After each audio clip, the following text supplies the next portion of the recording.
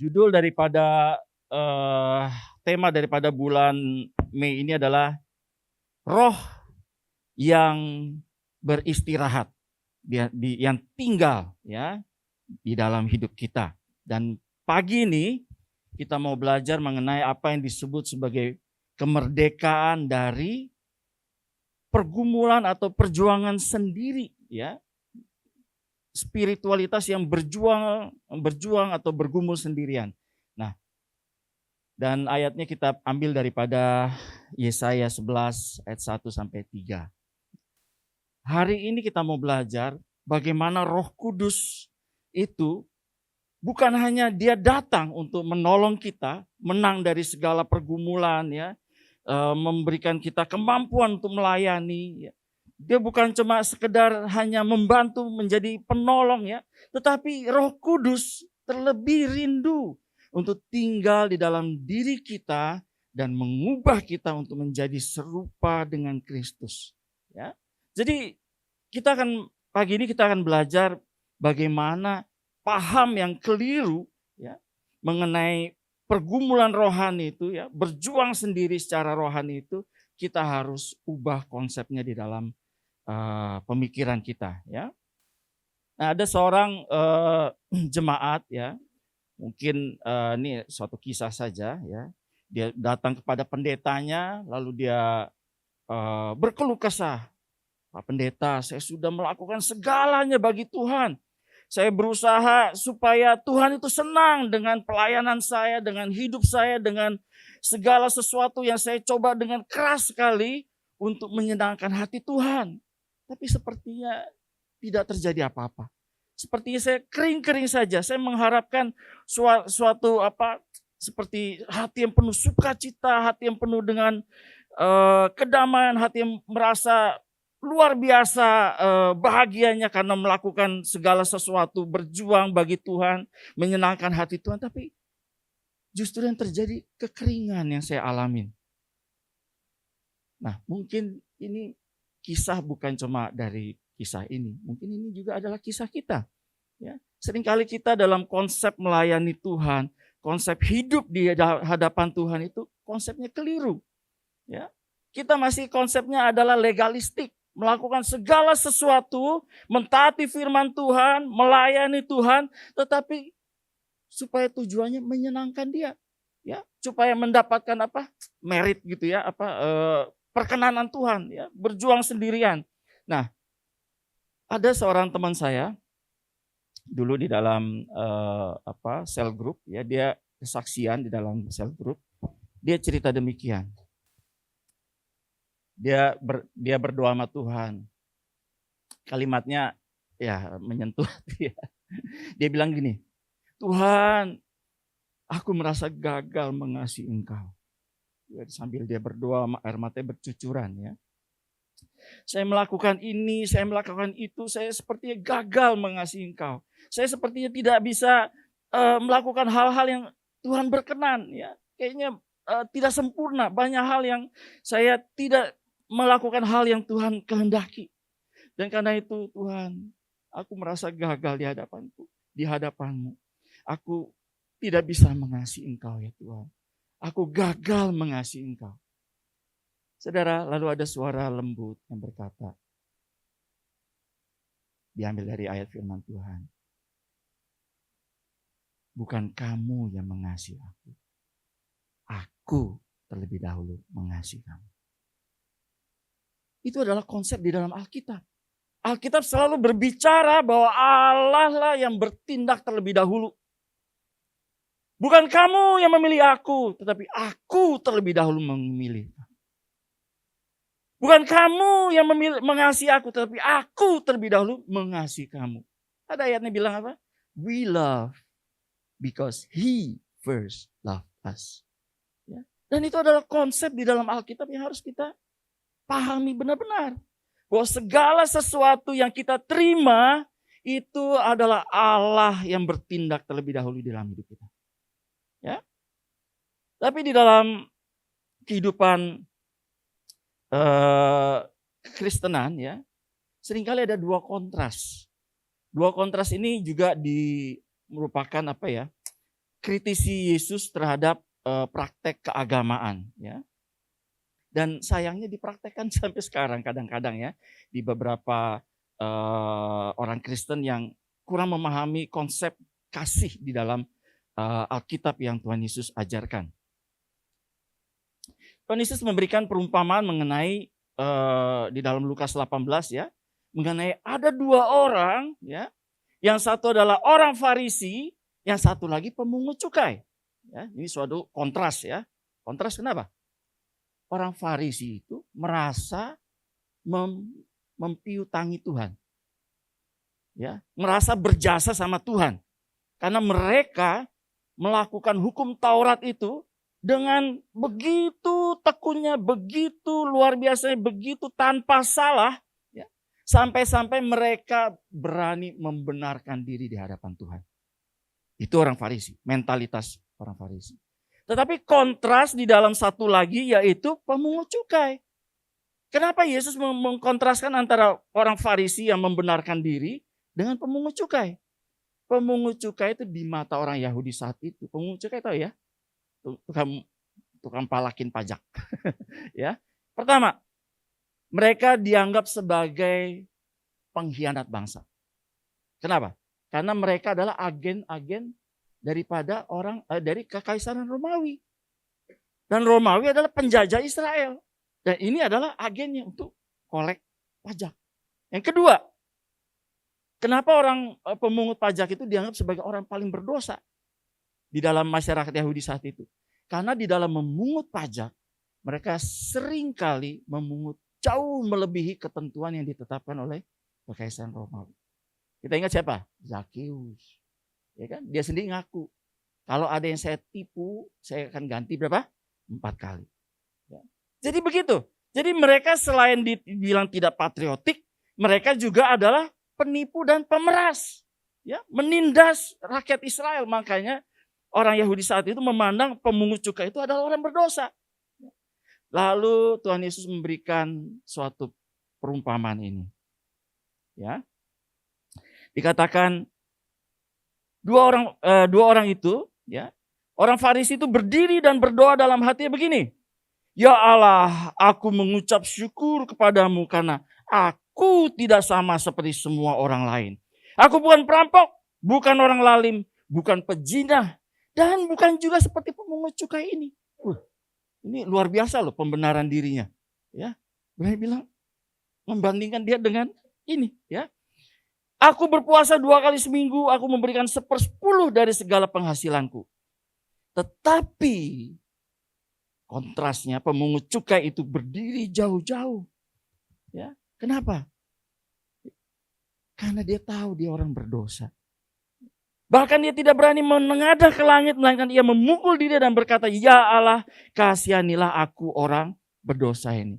Saudara, seringkali di dalam striving spirituality atau ke spiritualitas yang berjuang sendiri ini ya, berusaha mencari perkenanan Tuhan dengan berusaha melakukan segala sesuatu dengan usahanya sendiri, dengan bergumul sendiri, hasilnya seringkali ada 2 kontras ini.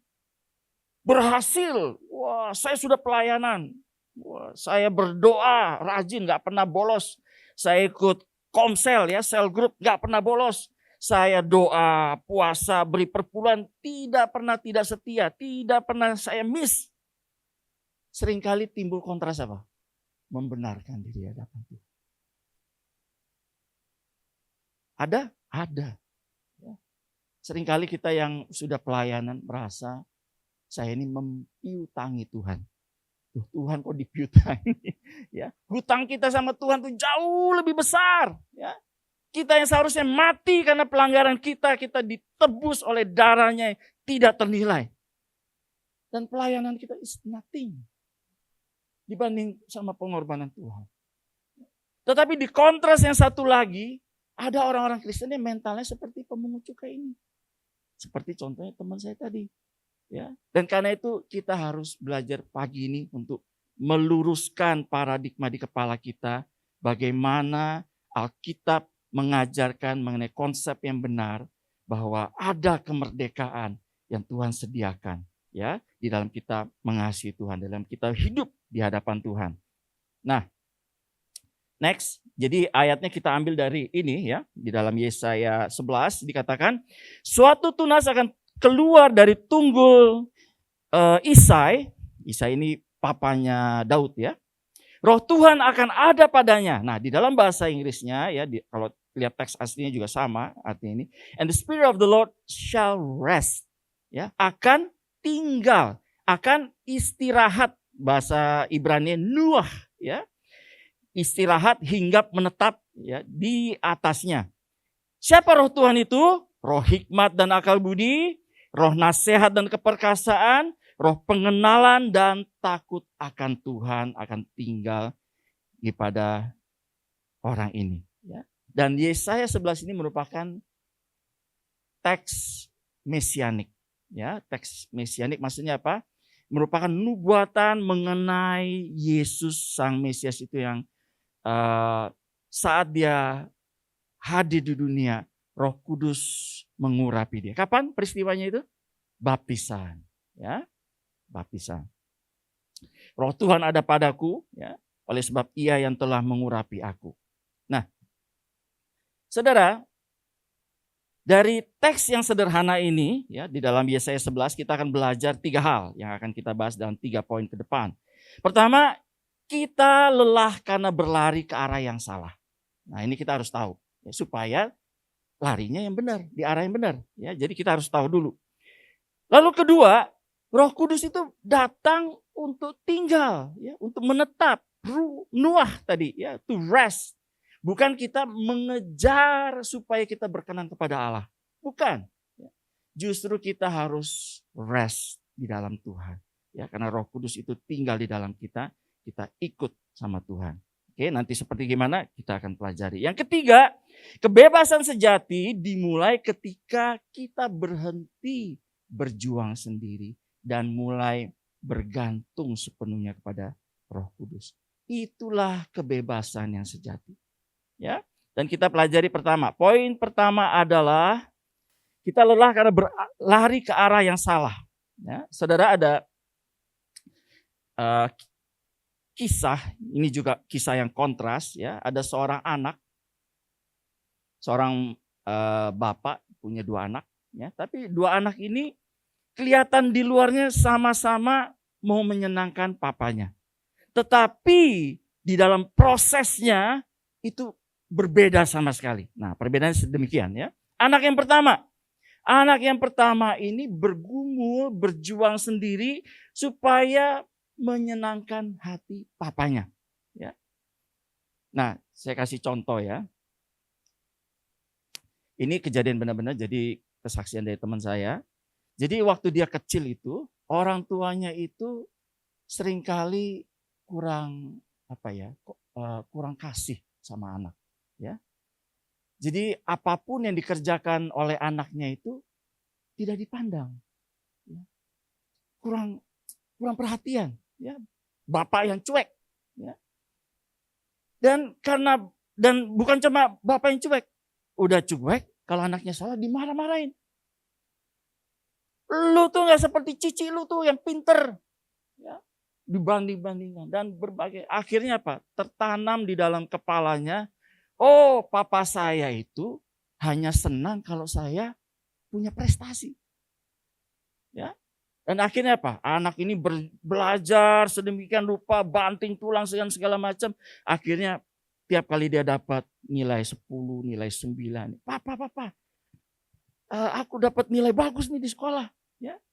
Tapi papanya apa? Cuma baca koran.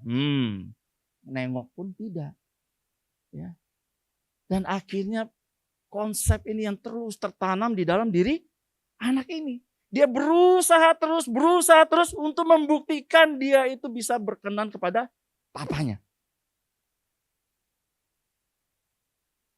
Apakah konsep ini ada di dalam kepala orang Kristen?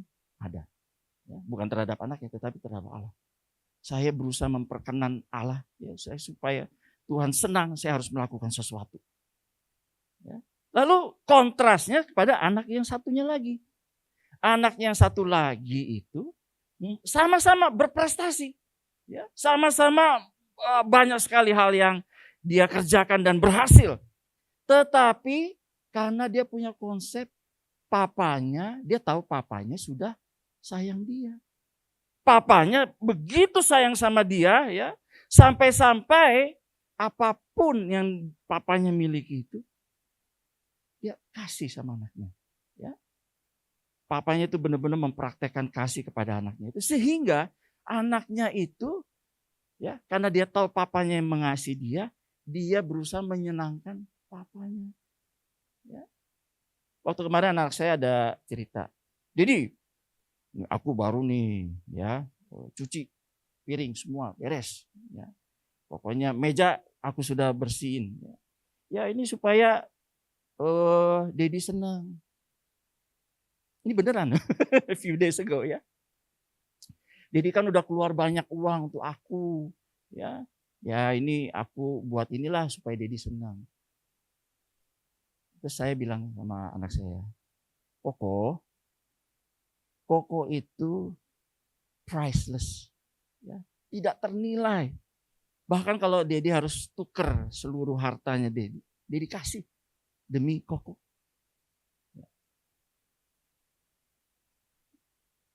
Seringkali kita juga dalam kehidupan ini, ya, mengasihi Tuhan itu kita konsepnya keliru. Nah, sekarang saya pernah jelasin juga di sini. Apa bedanya perbuatan baik dan masuk surga dalam konsep agama-agama versus konsepnya Kristen? Ya, apa bedanya perbuatan baik untuk mencapai keselamatan, perbuatan baik dan keselamatan dalam konsep agama-agama versus Kristen? Apa? Nah, lihat sini ya. Ini saya dulu lihat pembicara saat saya mahasiswa berapa tahun yang lalu, ya. 35 tahun yang lalu di Trisakti, ya, pembicara persekutuan di persekutuan kampus, ya. Perhatian baik-baik. Agama-agama lain konsepnya, ya, berbuat baik supaya selamat. Tujuannya memperkenan Tuhan, ya, supaya selamat. Ya. Tetapi orang Kristen konsepnya antara perbuatan baik dan masuk surga apa? Selamat dulu. Terima keselamatan dulu, terima Yesus sebagai Tuhan dan Juru Selamat, diselamatkan, memperoleh kasih karunia keselamatan itu, lalu perbuatan baik itu sebagai bukti kasih kepada Tuhan yang sudah menebus dia. Ya. Jadi bapak-bapak gereja atau gereja, ya, ratusan ribuan tahun yang lalu sudah merumuskan ini. Perbuatan baik orang Kristen adalah buah keselamatan. Kita yang sudah diselamatkan, buahnya harus berbuat baik. Bukan berbuat baik supaya diperkenan Tuhan, bukan. Ya. Saya ingat sekali sama pendeta Chris Manusama. Ya. Dia mengutip dari bukunya Philip Yancey. Ya.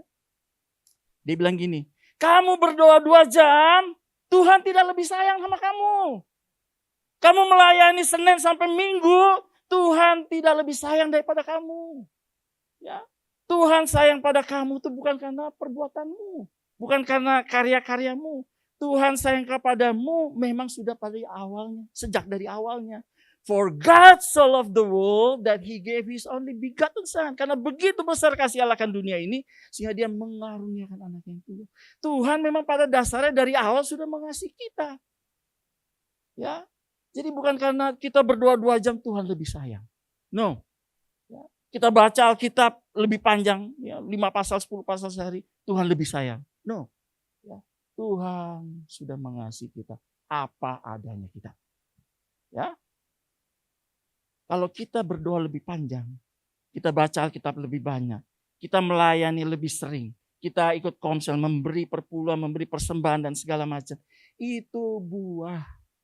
Itu karena kita mengasihi Tuhan yang terlebih dahulu sudah mengasihi. Itu konsep yang harus ditanam di kepala kita. Itu adalah prinsip di dalam Alkitab. Ya. Nah, Ya, jadi striving spirituality bertanya, sudah cukupkah aku menyenangkan Dia? Tetapi Alkitab, Injil berkata, Christ is enough for you and me. Ya, Kristus sudah cukup. Ya, Kristus sudah menebus kita semua, mengasihi kita semua sehingga apapun yang kita kerjakan, perbuatan baik apapun yang kita kerjakan, itu karena kita sudah terlebih dahulu dikasih. Dan karena itu saya mau mengasihi. We love because He first loved us. Jadi jangan lelah berlari ke arah yang salah. Ya, seolah-olah kita mau menyenangkan hati Tuhan dengan melakukan ini dan itu. Tidak, kita harus arahnya yang benar. Kita melakukan hal ini dan itu karena Tuhan sudah terlebih dahulu mengasihi kita. Ya. Poin kedua, Roh Kudus datang untuk tinggal. Ya. And the Spirit of the Lord, ya, shall rest upon him. Ya, akan tinggal di dalam dia. Ya, maksudnya di dalam di ayat mesianik itu ya, untuk penggenapan di dalam Yesus. Jadi konsepnya adalah Roh Kudus yang terlebih dahulu datang pada kita. Ya, kapan itu? Waktu kita lahir baru. Ya, kita ingat lagunya apa? Into my heart, come into my heart, Lord Jesus. Siapa yang masuk? Roh Kudus. Alkitab berkata, Roh Kudus adalah jaminan yang Tuhan berikan di dalam hati kita sampai nanti penggenapan sepenuhnya saat Yesus datang kedua kali. Ya, jaminan itu dalam bahasa aslinya, dalam bahasa Yunani itu adalah arabon. Ya, dalam Ibrani arabona. Ya. Nah, kalau di dalam bahasa Indonesia apa? Panjer. Panjer, kalau yang suka jual beli rumah, jual beli mobil ya. Panjer, DP. Ya. Roh Kudus ini ditaruh di dalam diri kita ya sebagai meterai dan down payment. Ya, ingat saya pernah sampaikan di sini, konsep di dalam Alkitab adalah already but not yet. Sudah tetapi belum. Maksudnya apa? Contohnya, sudah selamat. Kita sudah selamat belum? Sudah, tetapi penggenapan keselamatannya nanti. Sepenuh-penuhnya saat Yesus datang kedua kali, kita diberikan tubuh kebangkitan, dibangkitkan, diberi tubuh kebangkitan. Tubuh kebangkitan itu tidak ada lagi sakit penyakit. Tidak ada lagi air mata. Tidak ada lagi penderitaan. Bersama-sama memerintah bersama Kristus selama-lamanya. Itulah puncak. Tidak ada lagi dosa di dalam tubuh kebangkitan. Tidak ada lagi dosa. Dan saat kita dibangkitkan, kita tidak lagi bergumul dengan dosa. Kenapa? Dosa sudah dihilangkan, sudah dikalahkan. Ya. Dan itu adalah konsep eskatologi di dalam kekristenan. Ya. Jadi Roh Kudus itu datang untuk tinggal di dalam diri kita, ya. Seperti merpati. Merpati itu pengennya datangnya tuh ke tempat yang bersih, yang tenang ya, untuk dia tinggal. Ya. Kata Nuah di sini punya arti ya, beristirahat, hinggap, menetap. Dan kata Nuah ini itu adalah kata yang sama saat peristiwa Nuh.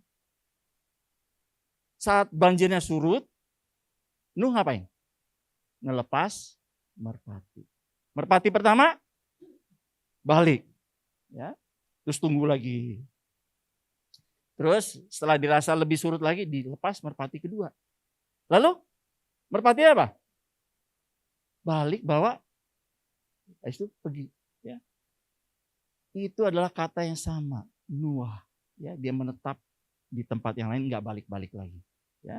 Nah, seperti itu ya. Jadi seperti itulah konsep bahwa Roh Kudus ingin tinggal di dalam diri kita, membantu kita ya, supaya kita tidak berjuang sendiri. Ya, waktu itu dulu saya awal-awal bertobat itu mati hidup buat Tuhan. Ya, cinta banget ya.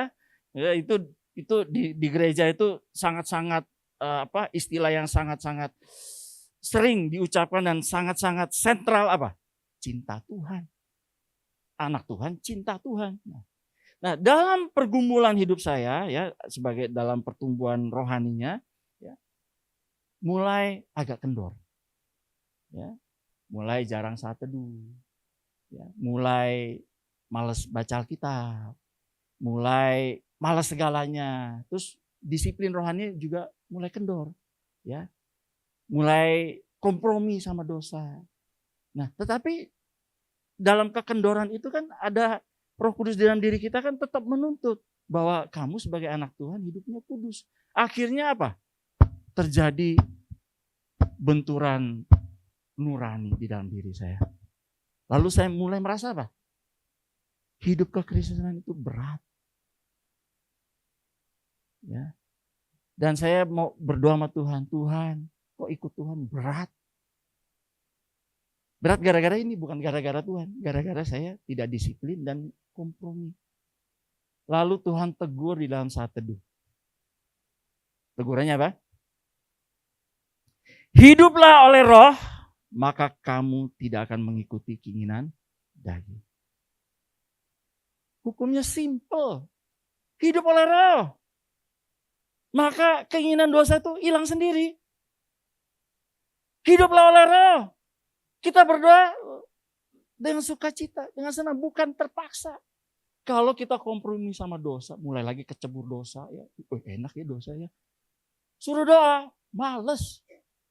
Suruh baca Alkitab, so boring. Ya, ini adalah Alkitab untuk obat tidur saya. Ya. Baru baca 5 menit langsung matanya 5 watt, ya, langsung tidur ya. Nah, itu kalau kita kondisinya kompromi sama dosa.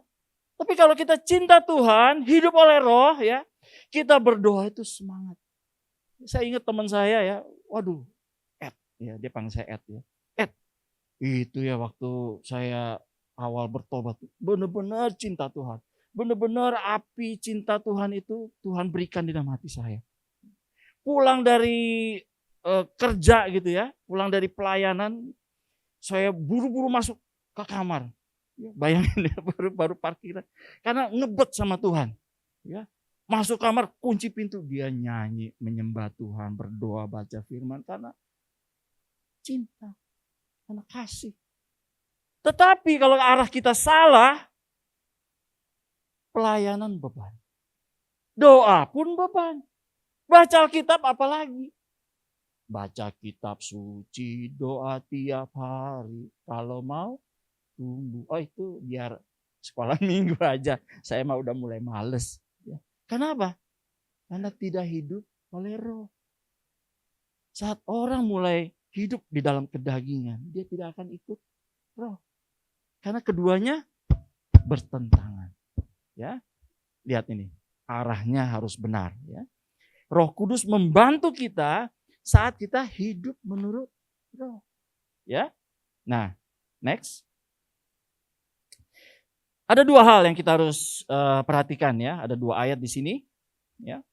Dan ini adalah penting. Saat Roh Kudus tinggal di dalam hidup kita, seringkali kita konsepnya apa? Ikut Tuhan pasti sukses. Ya. Saya ingat dulu saya lihat ada beberapa gereja ya mempraktekkan hal-hal yang ngawur. Ya. Ayo angkat amplop persembahan Anda. Kita berdoa. Bapa, dengan persembahan ini kami memberikan kepadamu, kami berdoa supaya pelanggan-pelanggan lama datang, pelanggan-pelanggan baru muncul, hutang-hutang lunas ya, dan orang yang berat jodoh dapat jodohnya dan segala macam. Astaga, iman yang transaksional. Iman bukan karena mengasihi Tuhan, tetapi transaksional. Ya, ini adalah praktek-praktek dari prosperity gospel yang begitu merusak gereja. Ya, apa bedanya dengan Gunung Kawi? Cari Tuhan karena cari berkat. Bukan cari orangnya. Bukan cari pribadinya. Tapi cari berkatnya. Ya. Jangan seek the blesser, not the blessing. The healer, not the cure. Carilah sang pemberi berkat, bukan berkatnya. Berkat itu ngikut. Ya. Diberkati pasti. Ya. Tetapi bukan berarti diberkati itu sukses terus. Ada masa-masanya kita mengalami padang gurun. Duh, kok padang gurun? Ya. Tuhan Yesus aja lewat padang gurun, saudara-saudara. Dan itu adalah teladan bahwa setiap orang yang percaya kepada Dia, pengikut-pengikutnya akan mengalami hal yang sama. Sebelum kita dipakai Tuhan dengan luar biasa, Roh Kudus membawa kita ke padang gurun. Sama seperti Roh Kudus ya, membawa Yesus setelah dibaptis masuk kepada pencobaan di padang gurun. Tetapi hal yang harus kita pahami bareng-bareng ya, yang adalah Alkitab ajarkan, Roh Kudus tidak tinggal diam. Dia memampukan kita di dalam padang gurun. Sebagaimana Roh Kudus memampukan Kristus menang atas segala pencobaan di padang gurun. Dengan apa? Firman.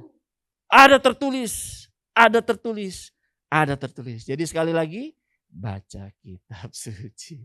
Doa tiap hari ya. Saya dari 2016 sampai 2026 ikut GBA ya, Gerakan Baca Alkitab yang ada itu GBI CK7 ya. Dr. Yanto, dia udah belasan tahun bikin program ini. Jadi ada program baca 2 pasal sehari, 3 pasal sehari, saya ambil yang 5 pasal. Dari 2016. Kalau Bapak Ibu baca 3 pasal sehari, setahun selesai. Kejadian sampai, ayo. Kalau kita baca 5 pasal sehari, 2 tahun selesai, 3 kali baca kita. Nah saya sudah 10 tahun tanpa jeda. Berarti sudah 15 kali. Biasa aja. Memang itu kewajiban kita ya sebagai anak Tuhan, baca Alkitab. Ya. Aku cinta Tuhan. Ya kita nyanyi itu, oh I love you Lord gitu ya. Tapi nggak pernah dibaca Alkitabnya. Ya. Gimana kita mengenal Tuhan kalau kita nggak baca Alkitab? Ya. Kadang-kadang bilang, 5 pasal berapa jam itu Pak? 30 menit. Ya. Bedakan dengan Bible study. Ya, saya baca 5 pasal itu cuma 30 menit. Tidak diselidiki. Cuma baca dan mengerti alurnya. Terus gitu. Dan saya Bible study. Nah saya kan dosen sekolah teologi. Sehari belajar 2 jam. Ya, ini di HP saya ini ada ratusan pertanyaan yang saya tanya terus. Kenapa? Orang yang dikasih karunia mengajar itu selalu curiosity-nya tinggi. Nanya terus gitu ya. Jadi kalau misalnya saya ditanya terus bisa jawab, bukan saya hebat. Karena saya udah tanya duluan gitu ya. Dan sudah melakukan PR saya lebih dahulu gitu ya. Jadi saudara, kita harus mengenal Tuhan bahwa Roh Kudus sebelum kita dipakai Tuhan dengan dahsyat ya. Oleh karena kasih karunia-Nya, Tuhan akan bawa kita ke padang gurun. Dan di padang gurun kita harus tahu, di dalam pergumulan kita, Tuhan tidak pernah meninggalkan. Ya, kita ingat yang itu ilustrasi apa? Yang footprints on the sand, ya, jejak kaki di pasir. Ya, pas suatu saat orang mimpi, dia lihat ada di pantai indah sekali, ada 2 jejak kaki, ya, wah luar biasa, saya bersama Yesus. Ya, lalu suatu saat dia ngelihat, kok jejak kaki tinggal 1, tinggal sepasang. Yang satu lagi kemana? Terus dia lihat, ini kan masa-masa saya susah sekali. Kok tinggal 1? Berarti Tuhan tinggal saya. Nah ini ya, iblis menipu dengan menuduh yang tidak-tidak. Menuduh Allah yang tidak-tidak. Dan ini seringkali kejadian. Oh Tuhan, saya kok diizinkan ngalamin ini, susah. Ya. Susah sekali dan saya udah di ujung ini. Sebentar lagi jatuh. Ya. Tuhan kemana? Tuhan di mana? Tuhan meninggalkan saya ya? Kok waktu saya di sini lagi senang-senang, semuanya everything is fine, saya sukses, saya luar biasa, sukacita, jejaknya 2. Pas lagi susah, kok cuma 1? Tuhan tinggalin saya ya? Di situ ada suara lembut. Anakku, saat engkau lagi susah, saat engkau bahkan tidak sanggup lagi berjalan, yang kamu lihat itu jejak kakiku. Kamu tidak lagi bisa berjalan, aku menggendong kamu. Dan itulah yang Tuhan kerjakan di dalam seluruh pergumulan hidup anak-anak Tuhan. Ya, jadi kita harus pahami Roh Kudus itu menolong dan menyertai kita. Yang kedua adalah marilah kepadaku semua yang letih lesu dan beban berat, aku akan memberikan kelegaan kepadamu. Nah, saudara, Seringkali kita menafsirkan ayat ini keliru. Oh lagi pusing, penat, oh habis kerja keras ya. Kalau orang NTT bilang, aduh sampai pinggangku tekai. Ya, sampai gitu. Lalu yang letih, lesu, beban berat datang. Oh lagi saya pergumulan, datang. Aku akan berikan kelegaan. Konteksnya bukan itu. Konteksnya Yesus berkata, "Come ye all who are weary and heavy laden, ya. I will give you rest." Itu konteksnya orang-orang Yahudi saat itu. Sudah dibebani untuk melakukan Taurat, ditambahin beban lagi sama orang-orang Farisi, ahli-ahli Taurat dan para imam-imam itu dengan apa? Hukum-hukum tambahan. Sehingga udah beban Tauratnya berat ya, ditambahin lagi dengan aturan-aturan yang lebih berat lagi. Akhirnya apa? Orang Yahudi yang ingin melakukan karena cinta mau melakukan hukum-hukum Tuhan, akhirnya apa? Berat sekali. Dan di situ Tuhan Yesus berkata, datang padaku, ya, dan aku akan memberikan kelegaan, rest, ya. Kenapa? Hukumnya Tuhan cuma satu, kasih. Saat ditanya apa hukum terutama yang utama dan terutama, guru, kasihlah Tuhan dan kasihlah sesama. Udah dua itu. Dan dikatakan apa? Dua hukum ini, ya, itu adalah fondasi dari seluruh hukum Taurat. Jadi kita melakukan perintah-perintah Tuhan, dasarnya kasih kepada Allah dan kasih kepada sesama. Ya, kalau kita dasarnya adalah Taurat yang menekan legalistik, harus begini, harus begitu. Kalau enggak Tuhan marah apa? Itu pandangannya keluar. Akhirnya kita lelah, ya, kita capek. Striving spirituality, spiritualitas yang capek, ya, berjuang sendiri. Oke, jadi kelegaan itu adalah anugerah. Kelegaan itu bukan hasil usaha kita. Kelegaan itu karena kita datang pada Tuhan Yesus. Saya ingat waktu saya bertobat, berhenti dari dosa-dosa itu easy. Ya, berhenti dari nyontek, berhenti dari pornografi, berhenti dari macam-macam nakalnya anak-anak, ya, easy. Ya. Sampai-sampai di sekolah saking berubahnya berapa derajat? Bukan 360 derajat. Kalau 360 derajat namanya kamu masih seperti yang dulu, ya. Sampai-sampai di sekolah saya disebut Romo. Ya saking dikit-dikit rohani amat sih lu gitu ya.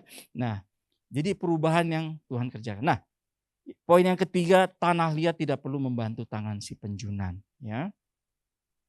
Kita tahu ya, tanah liat waktu bentuk keramik begitu ya. Penjunan itu kan the potter ya, si tukang periuk ya. Dia akan membentuk itu. Tapi apakah ada konsep si tanah liat itu membentuk dirinya sendiri? Tidak ada, nggak akan berhasil. Ya. Jadi bagaimana suatu tanah liat itu dibentuk? Ngikutin tangan si penjunannya itu.